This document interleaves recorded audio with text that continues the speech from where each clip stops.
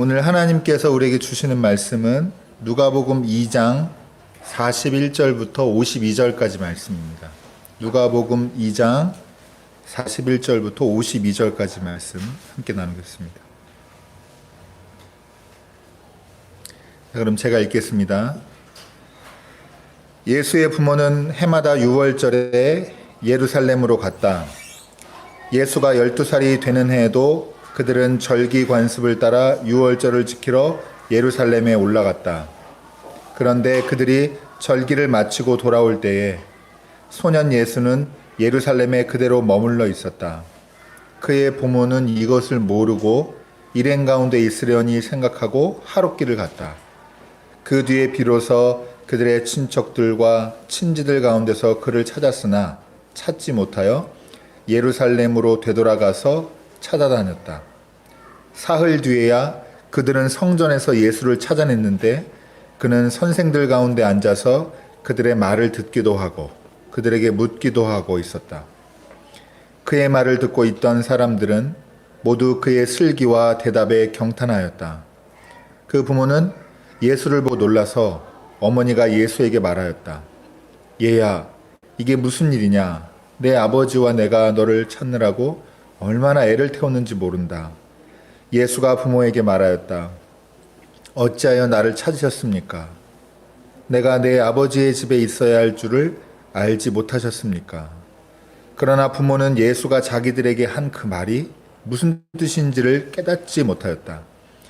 예수는 부모와 함께 내려가 나사렛으로 돌아가서 그들에게 순종하면서 지냈다. 예수의 어머니는 이 모든 일을 마음에 간직하였다. 예수는 지혜와 키가 자라고 하나님과 사람에게 더욱 사랑을 받았다. 이는 하나님의 말씀입니다. 아멘. PPT 주시.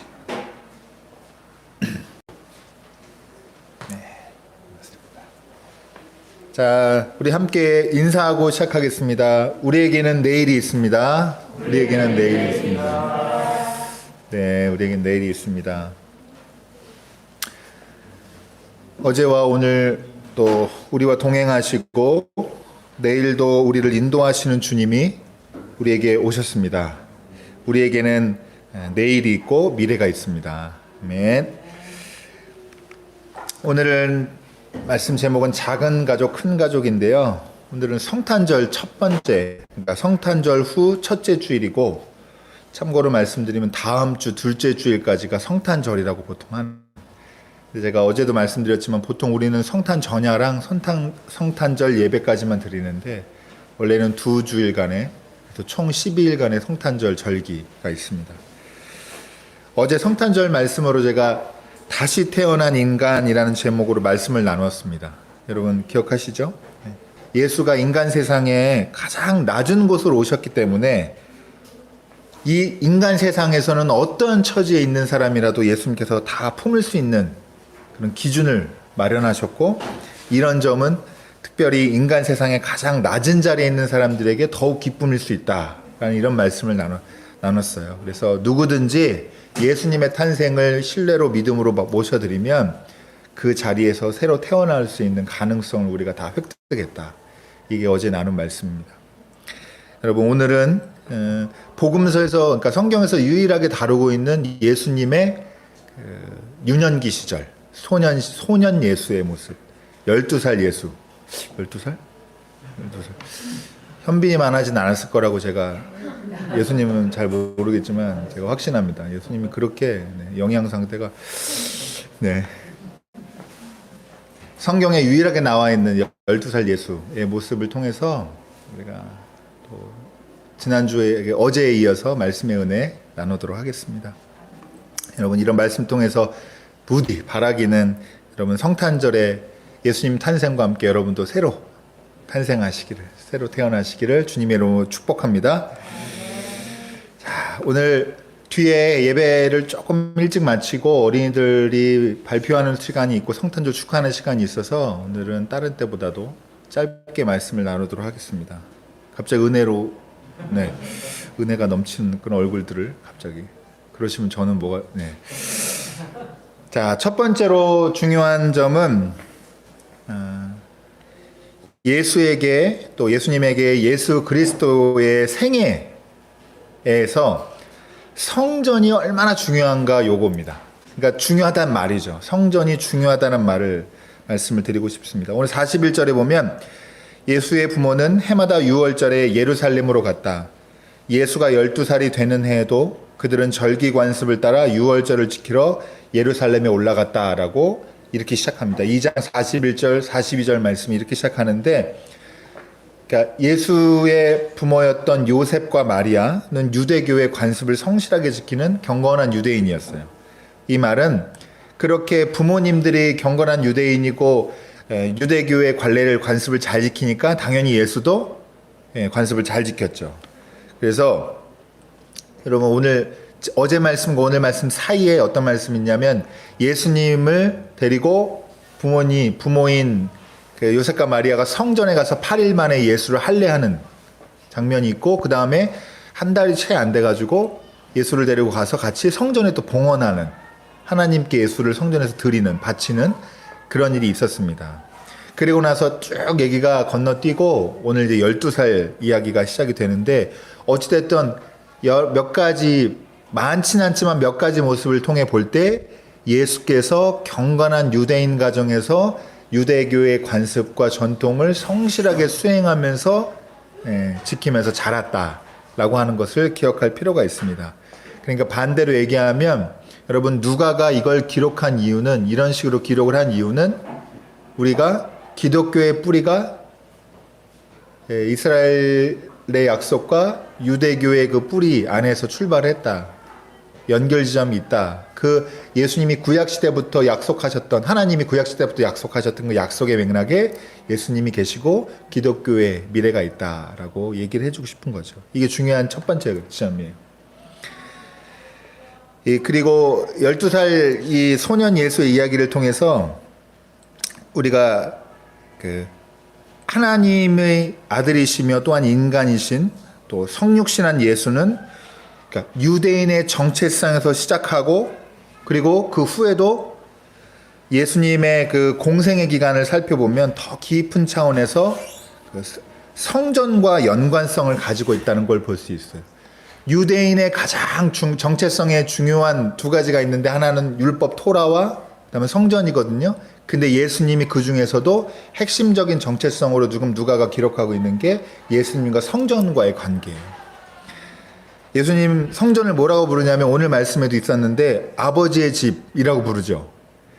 그러니까 어떻게 말하면 고향이에요. 예수님의 마음의 고향, 진정한 예수님의 고향이라고 볼 수 있고, 성전이 또 나중에 이제 공생애를 살펴보면은 성전이 예수님에게 어떤 의미냐면 곧 자기 자신과도 같은, 그렇게 요새 말로 애정하고 깊은 자기의 정체성을 뿌리를 받고 있는 그 근본에 성전이라고 하는 하나님의 임재가 계신, 하나님의 말씀이 있는 그곳이 있었다라고 하는 겁니다.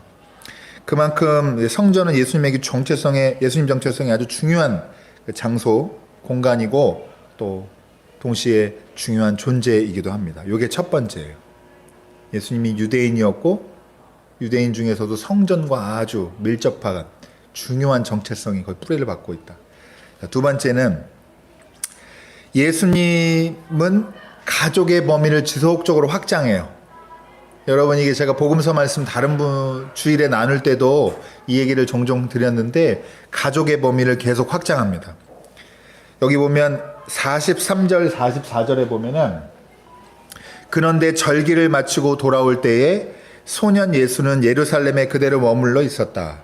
그의 부모는 이것을 모르고 일행 가운데 있으려니 생각하고 하룻길을 갔다. 이렇게 돼 있어요. 참, 이때 예수님 동생들이 있었는지 없었는지 모르지만 있다 하더라도 이렇게 3일 정도 애를 돌보지 않아야 될 정도의 정말 이런 무심한 환경 너무 부러워요. 이런 얘기가 맞는, 너무 부럽습니다. 우리 3일 동안 없어도 없었나 할 수 있다면 정말 예수님의 축복. 네. 예수님의 부모는 예수님을 어떻게 이렇게 놓칠 수가 있었을까요? 3일 동안이나. 어떻게 이렇게 예수님을 놓칠 수가 있을까요? 성전 방문 행렬이 핵가족이 아니고 대규모 행렬이어서 그래요. 여기에 예수님의 친척들, 마리아와 요셉의 특히 이제 요셉 가족들, 친척들이 다 자기들 가족들을 다 대동해가지고 길게 여행하는 여정이었을 거란 말이죠. 그게 이제 성경에도 표현이 되어 있는데, 그러니까 눈에 안 보이지만 누가 돌봐주겠거니 라고 이렇게 생각을 했던 거죠. 그래서 놓치고 있다가 하루 정도 지난 다음에 알고 나서 되돌아가가지고 찾았는데 결국 3일 만에 성전에 있는 예수를 찾게 됩니다. 여러분, 그러나 예수는 일행 가운데 없었고, 앞서 말씀드린 대로 진정한 고향과도 생각하는 성전에서 머물면서 뭐하고 있었어요? 성전에 있는 선생들과 그 사람들 말을 듣기도 하고 또 그들에게 또 묻기도 하고 이렇게 하면서 유대교식으로 또 아니면 그 소크라테스 이런 철학자들이 그 공부하듯이 배우고 있었단 말이에요. 배우고 가르치고 같이 이렇게 대등하게 토론을 하고 있었단 말이죠. 여러분, 누가는 예수님의 이런 탁월한 지혜를, 예수님 지혜의 타고난 이 탁월한 지혜, 이거를 묘사를 하고 있는데, 그보다 제가 주목하고 싶고 오늘 말씀에 우리가 집중해 봐야 될 건 어디냐면, 예수님을 발견한 이 예수님의 부모들, 특히 이제 어머니와의 대화가 기록이 되어 있는데, 이 부분을 함께 한번 읽고 생각해 보겠습니다. 뭐라고 하냐면 48절에 그 부모는 예수를 보고 놀라서 어머니가 마리아가 얘기합니다. 얘야, 이게 무슨 일이냐? 내 아버지와 내가 너를 찾느라고 얼마나 애를 태웠는지 모른다 라고 했더니 예수님 뭐라고 그래요? 49절에 예수가 부모에게 말하였다. 한번 함께 읽겠습니다. 어찌하여 찾으셨습니까? 내가 내 아버지 집에 있어야 할 줄을 알지 못하셨습니까? 이렇게 얘기하고 있습니다. 여러분, 사흘간 부모님이 자신을 애타게 찾았는데, 애타게 찾았다고 얘기를 해줬더니 예수님이 그 말을 듣고 하는 얘기가, 그러니까 아버지랑 어머니를 앞에 두고 하는 얘기가, 제게 또 다른 아버지가 있습니다 라고 지금 얘기하는 거예요. 사실은 굉장히 좀 충격적인 이야기고, 충격까지 아니더라도 뭔 얘기하는 거지라고 하거나 분위기는 약간 쌀쌀맞은 건 느낌이 우리도 읽으면 들잖아요. 아니 왜 이렇게 할까? 근데 여러분, 이거는 이 당시의 유대인들의 문화에서 우리가 먼저 해답을 좀 찾을 수가 있을 것 같아요. 여러 가지 해석이 있는데, 아무튼 여러분, 아까 유대인들에게 정체성에 중요한 두 가지 축이 있다고 그랬는데 뭐가 있다고 그랬죠? 하나는 성전이 있고 하나는 토라라고 그랬잖아요. 여러분, 토라를 경건하게 연구하고 토라를 집중해서 보는 사람들은 어떤 세계관을 가지고 있었냐면, 내가 지금 가지고 있는, 내가 지금 태어날 때부터 나한테 주어진 가족 말고 토라를 깊게 연구하는 사람들과 새로운 혈통을 이룬다라고 하는 마음을 가지고 있었다고 그래요. 그런 세계관을 품고 있었다고 그래요. 토라를 그래서 어떤 이 랍비들은 토라를 온전하게 이해한 사람은 새로운 혈통을 얻는다라고 가르치고 있다고 합니다. 그러니까 이 말은 타고난 가족은 필요 없다 이렇게 폄하하는 말이 아니라, 토라의 가르침을 따르는 유대인에게 더 큰 가족이 있다는 거예요. 이게 경건한 유대인들한테는 이런 게 중요한 주제란 말이죠. 더 큰 가족이 있다는 것을 우리가 한번 기억해 볼 필요가 있겠다라는 말씀입니다. 여러분, 말씀을 가지고 토론하면서 말씀을 가지고 연결된 가족의 범위를 넘어서는 더 큰 공동체, 이 공동체적인 이해를 가지고 예수께서 지금 대답하는 장면이라고 이해하시면 되겠습니다. 물론 이 말의 온도가 좀 차갑기도 하고 우리가 느낄 때, 그리고 예수님의 부모님들이 이 말을 다 이해 못했다고 그랬어요. 근데 어쨌든 예수님에게는 더 큰 가족에 대한 이해가 있었습니다.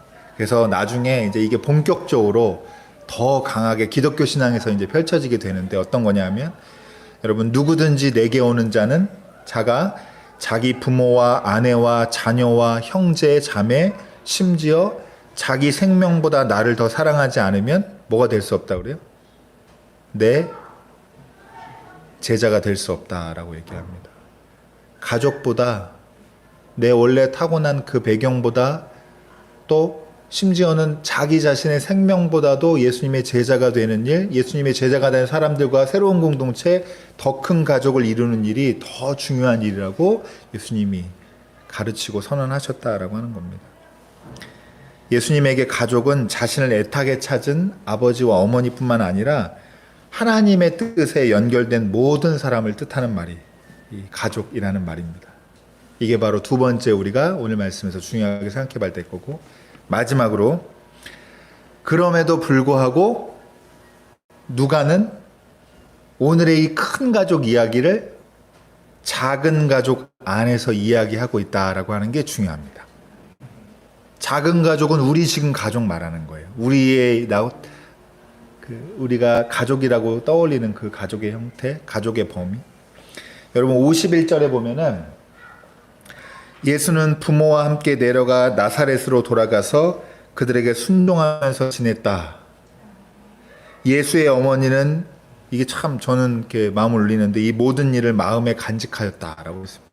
잘 이해를 못해요. 마리아는 늘 이런 태도가 저한테 굉장히 울림을 주는데 다는 이해는 못하겠어요. 그래서 묻고 물어서 막 캐내서 이거 맞아요? 이렇게 하는 게 아니라 자기가 이해한 만큼 이해하고 나머지 부분은 신뢰에 맡겨요. 간직해요, 마음에. 허투루 듣지 않고, 귓등으로 듣지 않고. 여러분, 성전에서 소위 성전 박사들이에요. 여러분이 그 영어권에 있는 사람들이 이 예수님의 성전에서 이 대화하는 이런 모습들을 하면은 저 사람들을 뭐라 그러냐면 진짜 닥터라고 표현하거든요. 그러니까 박사들이에요. 요새 말로 하면 진짜 무슨 학위 있는 이런 박사들과 예수님이 동등한 위치에서 토론했는데, 이렇게 지혜가 탁월한 인물이었으나 예수님 몇 살이에요? 네, 12살이에요. 12살이면 성인입니까? 성인 아닙니까? 성인으로 옛날 시대에는 더구나 12살이면 자기 역할들을 많이 했을 거예요. 저희 부모님 세대들은 진짜 이때 큰일도 하기도 하고 그랬는데, 우리는 뭐 12살이면, 네. 그렇죠. 네. 12살이면 열심히 살아요. 열심히 살고, 동생들을 잘 돌보고. 근데 12살이면 우리 시각으로 더군다나 그런데 성인은 아니에요. 성인만큼 갖춘 어떤 것들이 있을 수 있고, 더군다나 예수님은 아주 타고난 지혜가 있을지라도 12살일 뿐입니다. 그러니까 그 다음에 어떻게 해야 돼요? 뭐가 필요해요, 예수님한테? 아직도 돌봄이 필요해요. 돌봄이 필요합니다. 여러분, 성인이 아닌 모든 인간은 돌봄이 필요해요. 반대로 요새는 또 이게 아주 사회적으로도 굉장히 이슈인데, 여러분, 노년에 계신 분들도 뭐가 필요해요? 돌봄이 필요해요. 인간은 돌봄이 필요해요. 정말 자기 힘대로 아무한테도 진짜 손 안 벌리고 산다는 거는 진짜 엄밀하게 말하면 불가능하고, 실제로 그런 일이 일반적으로 사회에서 몇 년 정도 안 돼요. 대부분의 시간들은 남의 돌봄으로 사는 것이 우리 아닌가. 100년씩 사셔야 되니까 저희가 마음을 단단히 먹고 서로 잘 돌볼 수 있는 방법을 찾아봐야 돼요. 이 두 가지 상반된 모습, 아주 탁월한 예수, 어리지만 아주 놀라운 예수, 그렇지만 동시에 돌봄을 받아야 되는 예수가, 이 두 가지 상반된 모습이 함께 오늘 말씀에 있는데, 여러분, 예수님의 부모는 예수가 길을 잃어버리고 가족을 놓쳐버렸다고 생각하지만, 사실 예수님은 어떻게 생각해요?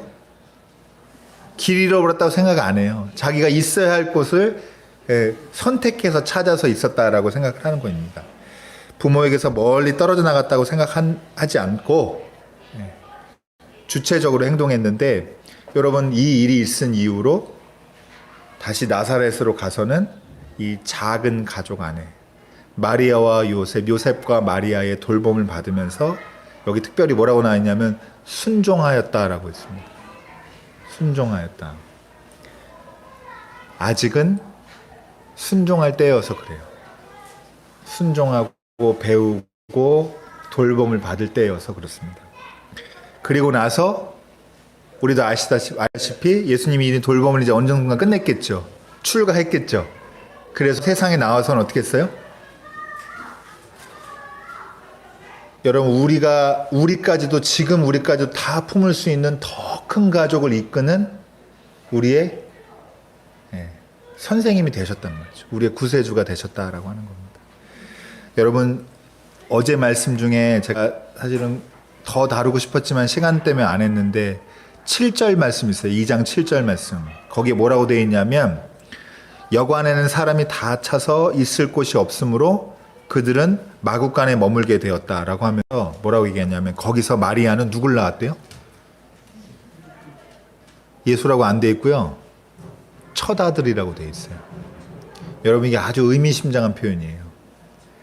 마리아가 여러 다른 형제 자매들을 동생들을 낳아서 첫 아들이라고 할 수도 있고 신앙 안에서 더 우리가 더 눈을 열어가지고 더 들여다보면 여러분 쉽게 말하면 우리 예수님의 누구예요? 동생들이에요. 우리 오늘부터 예수님이라고 그러지 말고 형님이라고 하시기 바랍니다. 네. 오빠나 큰오빠나 형님이라고 그러진 마시고요. 자, 나중에 하나님 앞에 혼날지도 모르니까.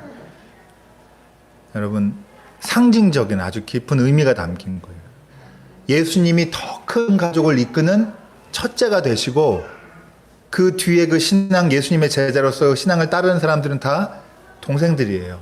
가족이에요. 가족의 구성원이다라고 하는 겁니다. 여러분, 하나님 나라, 하나님 자녀의 첫째가 바로 우리 예수 그리스도십니다. 그 가족을 예수님이 이때부터 품으셨고 나중에는 구체화하고 이걸 더 선명하게 만들었어요. 본인 삶으로, 본인 가르침으로. 여러분과 저도 더 큰 가족의 구성원인 줄로 믿습니다. 우리가 남남이 아니라 우리 작은 가족 안에서는 우리 집 울타리 바깥이지만 더 큰 가족 안에서는 우린 남남 아니고 더 큰 가족의 구성원인 줄로 믿습니다. 여러분, 예수님의 제자가 돼서 세상을 하나님 나라가 되게 하는데 우리 같이 힘써야 될 사람들입니다. 그리고 반대로 우리의 작은 가족 안에서 돌봄받고 또 누굴 돌봐야 되는 사람들입니다. 여러분, 단순하게 가정만 얘기하는 게 아니라 가정을 조금만 넘어서도 동일한 의미로 우리 교회도 마찬가지예요. 우리 교회도 작은 가정인 거예요. 여러분, 실제로 우리가 세상에 나가서 우리가 정말로 우리 하나님 우리에게 기대하시는 거는 이 작은 교회에서 평생 100년 동안 너무 행복해라 이게 아니라 우리 어떻게 해야 돼요? 세상 나가서 세상이 하나님 나라 되는데 이바지해야 된단 말이죠. 그러기 위해서는 어떻게 해야 돼요? 작은 교회에서 작은 가정에서 돌봄 받아야 된다. 여기서 자라면서 순종하고 배우면서 때가 되면 나가서 더 큰 가족 위에 살아야 된다라고 하는 겁니다. 여러분, 저는 그렇게 믿습니다. 때가 되면 다 나가십시오. 나가십시오.